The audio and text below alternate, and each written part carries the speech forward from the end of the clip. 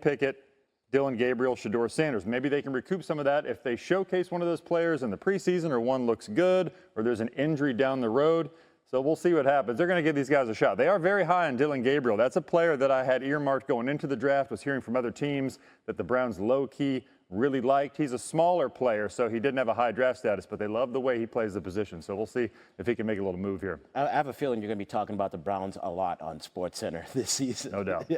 In the past 10 years, the Browns have more seasons with 3 or fewer wins than they have playoff appearances. That's crazy, but we'll talk about them a lot. Thanks. Because obviously the story of the draft was the slide of Shedeur Sanders all the way into the 5th round. And I have not gotten your perspective on it through a quarterback's eyes. I have my own theory on how it turned out for him. But I just want to confirm, there were some people who were not that high on him going into this process. Well, obviously, many people, as it turned out. But is he a 5th-round player to you? I mean, if you were evaluating him and putting a round, a grade on him and say his play deserves to be an X round, what round would you have had it in as an evaluator? Yeah, I think, somewhere between probably rounds 2 and 4 is what I would say. Look, my comp, and I said it on the show prior to the draft, Greeny, was, look, you hope that he could be Andy Dalton. That's what I said prior to the draft. And I said it because of the physical skill set. And listen, it was not an insult. Andy Dalton has had a remarkable year. I think he's in year 17. He's thrown over 250 touchdown passes. But that's what I thought. Andy Dalton was a 2nd-round pick. Other people compared him to Kirk Cousins. Kirk Cousins went in the 4th round, I believe. So I just think that, from a physical ability perspective, look, he was not a 1st-round prospect in my eyes, and I think many people felt that way. Now, his tape and production, I think it's fair to say, look, rounds 2 instead of round 4 could make sense for a lot of people. That's my point. Okay, so that confirmed what I believe, that he was probably a 2nd-round caliber player. And let's use Andy Dalton. Dominique, I would suggest that a young Andy Dalton would easily be the starting quarterback on these Cleveland Browns. I look at the room that he's walking into. Joe Flacco, who is 40 years old, he too has had a terrific career, but he's 40 years old. Deshaun Watson is never playing there again. Kenny Pickett is on his 3rd team in 3 years. I know Dylan Gabriel was drafted ahead of him, but literally not one evaluator I know had Dylan Gabriel ranked ahead of Shedeur Sanders. He fell for entirely other reasons. The point I'm trying to make here, Dominique, is that while the weekend obviously felt like a disaster for him, the way it turned out, I think he wound up in a place where he has an excellent chance to play, which very rarely can you say about a quarterback drafted in the 5th round. Yeah, I mean, I like the spin that you're putting on it, and I think you're right. He has an excellent chance to play, but you need to play well and play well fast if you're a 5th-round pick, and you're on a team that's probably projected to be near the top of the 1st round again next year. If he does not demonstrate in whatever time he gets in practice and in the games that he is a franchise quarterback, there's no waiting time. There's no investment in him. They're not going to go get all the pieces to put around him to make him play better like we've seen with Caleb Williams and other quarterbacks who are drafted in the 1st round. If he does not show that he is the franchise quarterback in this season at some point, they're drafting another quarterback in the 1st round next year. So I think you're right. He has a good chance of getting on the field, but he does not have a long leash or a lot of time to prove that he's the quarterback for this team for years to come. I guess that's true based on the place that he was drafted. But if he had been drafted in the 2nd round, we'd be talking about him right now as the starting quarterback of this team. And he's the same guy, right? He didn't play a football game over the last 3 months. He wasn't drafted in the 2nd round. No, I understand that. That's the thing. It's like, be legendary. Is their starter this year?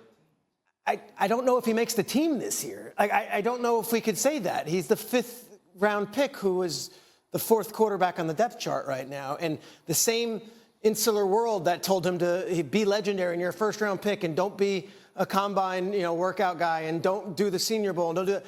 I would hope someone is like, all right, let's reset this and say, it's going to be a little different right now. The path has changed. And everyone's assuming that that their light has gone off and he's going to just come in and just be like, all right, I'm going to be a backup, be seen, not heard. I want to do everything I can to make this team. We don't know that. Well. So I think it's, yes, his ability. That was all along.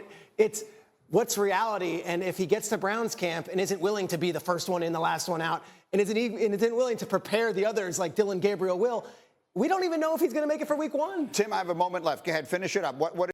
I think you're wrong, Mike T. I think you're wrong, and I think somebody like you will understand and appreciate where I'm coming from when I say this. I don't think the day 1 starter or the week 1 starter for the NFL season for the Cleveland Browns, as it pertains to Shedeur Sanders specifically, is going to be determined by just his play. I think all the stuff that has been said, all the stuff that has been reported is erroneous as it may be in the eyes of a lot of people, including myself, as cruel as it might be in the eyes of people like myself in terms of what happened to him. I think that you had people looking to give him a reality check. And now I think what you're going to do is see people wanting to test his emotional and mental resolve as it pertains to that. As of yesterday afternoon, he was en route to Cleveland from what I was told in a pickup truck, ready to put on his lunch, grab his lunch pail, put on his hard hat, and get to work. That's what I was told in terms of yesterday about how he's looking at things right now, anxious to go out there and show out. But you're hearing people out of Cleveland talk, Dom, about how Dylan Gabriel was their preferred quarterback, Big Ten Player of the Year, that kind of thing. They were saying that they looked at him. I don't know how, because he wasn't Shedeur Sanders, but nevertheless, they were looking at it. You look at Flacco. He's a fan favorite. They loved him in Cleveland. They never wanted him to leave after the job he did for them a couple of years ago when Deshaun Watson went down, and he came in and did his thing, okay? And then you're looking at Kenny Pickett. Now, I know that Kenny Pickett is a former Steeler. Then he went to Philadelphia. He's got a Super Bowl championship as a backup. We get all of that part. But in his last 17 starts, his record is like 13-4. And so when you look at it from that standpoint, I think they look at Shedeur as a long-term solution. I'm not saying he's going to sit out the year or anything like that. I wouldn't be surprised at all if he's the starter at some point this upcoming season, but I don't think he's a guy that's going to be judged by just his play. I think they're going to want to see whether or not that ego that people were talking about is something that they're going to have to concern themselves with. And unfortunately, I think they're going to test them. And that's why I think he's going to be prevented from starting week 1. Not because he won't deserve it. I just think they're going to test him. Listen, I get where you're coming from. And I certainly wasn't trying to imply that Kenny Pickett is going to start before him. I'm just telling you what they're saying about him. As it pertains to Joe Flacco, he is a fan favorite that took them to the playoffs a couple of years ago. So we have to pay attention to that. And he can fling that football, and that experience does matter. I'm just saying, when you put a quarterback in there that's a rookie, you got to be sure that he's your guy. And with Shedeur Sanders, and Dom, I appreciate everything that you said because you're right on point with all the points you made. I just think that when it comes to him, it's not just about football. And the draft situation proved that. So because that's the reality, knowing that once you put him in there, he's your guy, I'm just simply saying they're going to wait for as long as they can get away with it before they make him that guy. And it may be week 3. But it may be week 5. Stephen A., that's not true, because if Kevin Stefanski is sitting right here, he's going to play the best quarterback to win. And if I'm talking to Shedeur today, make it you on day 1, like own that position from day 1. We knew coming in that he didn't deserve to be a 5th-round pick. We knew that. From a talent perspective, it didn't stop people from passing on him for the first 4.5 rounds. So what I'm saying to you is that now, obviously, the draft is different than when they're on your roster. I get that part. But clearly, it's shown that politics, for lack of a better word, played a role. You're asking me to ignore the possibility that that could play a role in terms of him being the week 1 Could starter? that, to Stephen A's point, could that carry over? Yeah. Not from a head coach. Hôm nay mình sẽ hướng dẫn các bạn cách làm một sợi dây treo trang trí đơn giản từ len nhé. Nguyên liệu của mình cần có chính là len này. Mình sử dụng 3 màu sắc như thế này để làm nhé mọi người. Màu vàng, màu hồng và màu xanh sẽ kết hợp lại với nhau nhé. Mọi người chuẩn bị cho mình kim móc len, kéo này. Rồi, bây giờ sẽ tiến hành làm.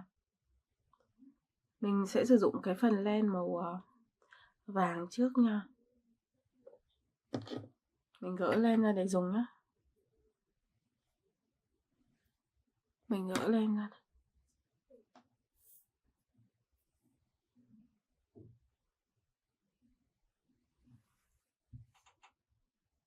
Bây giờ sẽ móc vào đây một cái hình tròn nhé.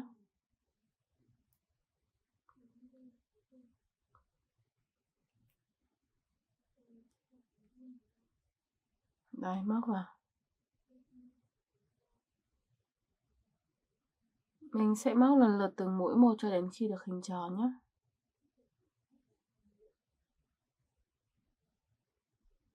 Mũi nữa này. Đấy. Mình sẽ móc luân phiên từng mũi nửa kép một cho đến khi được hình tròn thì thôi nhé. Móc tiếp nha mọi người.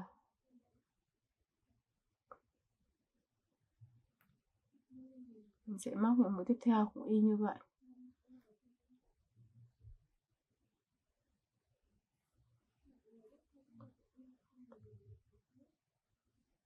Mũi tiếp theo này.